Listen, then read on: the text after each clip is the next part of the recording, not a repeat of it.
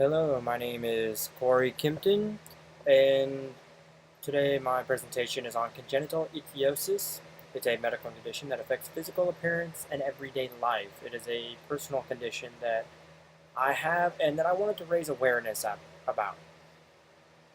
Congenital ichthyosis is a medical condition that affects physical appearance, giving the person the appearance of dry, scaly skin. I'm not sure if you can see that, but the bumps right there is basically all it is. There are some pros and cons to it, but we'll get into those later. The only way to contract this disease is hereditary. You have to be born with it. There is no other way to get it. So when your little kid comes up to you and says, "Oh, hey, I'm getting this," no, it's not possible. It is very, very ego damaging to the person that actually has this disease. There are multiple things that make it bad. I mean, like I said, the appearance of it, very, very damaging to a person's ego and self-esteem. And then because of the way you're treated, you can also get into mild depression and some people think even PTSD. As of currently, not really known cures. There's no treatments. They don't work that well. Since it's not life-threatening like cancer or diabetes, they haven't really researched it as well. So my father has come up with a way to take care of it. It is a very lengthy process, and yes, very painful. The entire process takes anywhere from 5 to 6 hours every other day. Every 2 days, you have to do this bath process, no matter what, because we have the skin. There's just no way around it. In order for us to look normal, we have to do it. What it starts with is a 2-hour bath in steaming hot water. I'm talking when you're done with the bath, that bathroom is like 120 degrees or 130, somewhere in that range. The first 30 minutes, you're just doing nothing but soaking in the water, just loosening up the skin. That's all you're doing. And then after that, you're using really your own hands to scrub off dead skin. After a bath, you get a 15 to 30 minute window of R&R. One of the few points in time you get some R&R in this entire process. All you do is just wait to dry because you're still damp from being in the water for that long. Yeah, since our skin does not naturally produce moisture, we have to put Vaseline in our skin in order to put the moisture back in. That's why you're letting yourself dry in order so the Vaseline doesn't put in back the dirty water, I guess is to say it.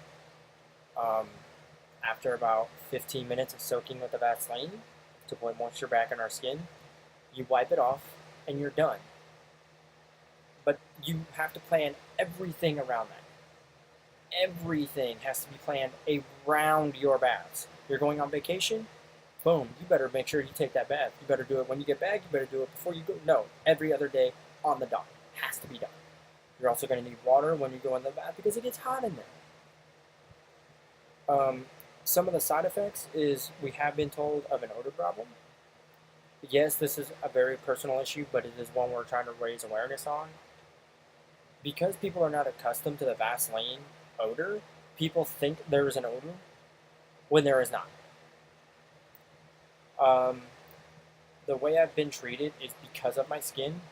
Even though I'm Caucasian, I have been treated as if I was African American. I have been treated as if I was Mexican, simply because of my skin, by other white people, even by those other minorities I've been treated badly. So I feel like I'm in a minority of my own. It's definitely affected my job. Every single job I've ever had has been affected by this skin condition.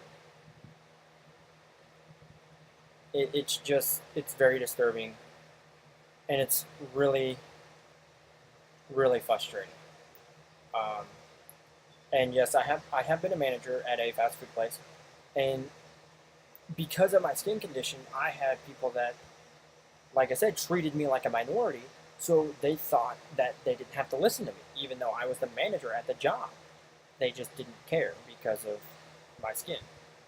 Um, I have actually lost a job for it, and it was a very good paying job. And like I said, because the person was not accustomed to the odor of Vaseline, I lost the job.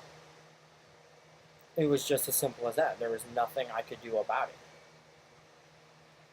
Here's a very good thing I wanted to bring up. PTSD, because of the way you are treated, it post-traumatic stress disorder doesn't have to be all about war and anything like that. It can literally be post-traumatic. It can be something very traumatic. Because of the way we are treated, it can be very, very damaging. It has come to a point in my life where me, my father, or even my brother, who all have it, if we hear certain words or certain phrases, we're immediately in fight mode. There's no, oh, I'm sorry. There's just, we're ready to fight for our life because we've been treated like that. And I think it's a very serious problem because of today's social networking. Because of how popular social networking is and because of how popular selfies and all that kind of thing are, I think it is extremely important that people need to understand what's going on. Yes, I do treat friends and family very, very, very personal. There's just there's no way around it. I feel closer to them because they accept me for who I am, or because they have it and they know what I'm meant for. Like I said earlier, as my thesis, I just want awareness to be raised up for this. That's all I really want. Awareness to be raised up, and for me, my father, and my brother, and anybody else who has this condition to be treated as equals. All I want.